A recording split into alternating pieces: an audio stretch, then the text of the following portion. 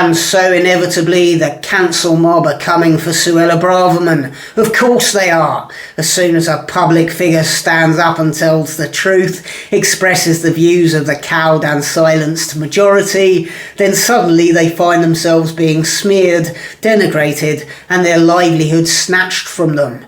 She wrote an article in the Times criticising the two-tier policing that exists in this country.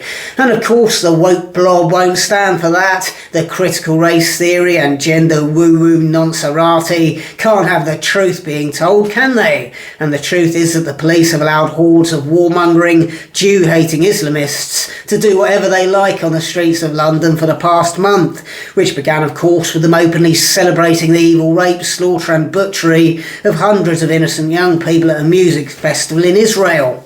Meanwhile, British individuals stood in Westminster holding Union flags have been accused of racism and threatened with arrest for breaching the peace. Elderly poppy sellers have been surrounded and intimidated at train stations, and British Jews have been intimidated off the streets and into hiding.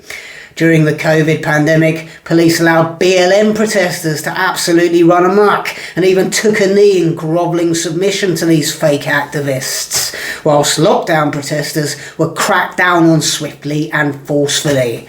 During the Notting Hill Carnival, the police stood idly by amidst rampant knife crime and open public displays of sexual degradation. For months, Just Stop Oil lunatics have been allowed to block our roads and carry out criminal damage at art galleries with minimal consequence. If you're deemed to be an oppressed, marginalised minority in equality and diversity Britain, the law doesn't apply to you. You get to do what you want, don't you? If you're part of the hard-left climate cult, you get to disrupt everyone's lives endlessly at great expense to the taxpayer.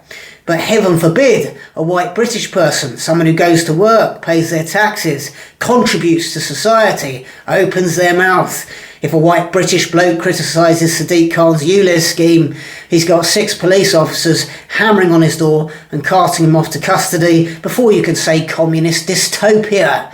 And it's not just the police, is it? In every sphere of life, white British people are now second-tier, second-class citizens in their own country, openly discriminated against in the workplace through extreme positive discrimination in the name of diversity, sacked and ostracised if they protest about it, visited by the police if they mention it on social media. And the moment Braverman gives us the slightest bit of truth and transparency about this despicable global-scale criminality, she's attacked from all sides. Yet another message to all of us to shut our faces or suffer the consequences. Well, to hell with the consequences. Speak out, speak loudly, speak now, before we lose what little we have left of this broken, invaded, impoverished and ideologically poisoned country, because these godless, hate-filled losers will destroy everything if we let them.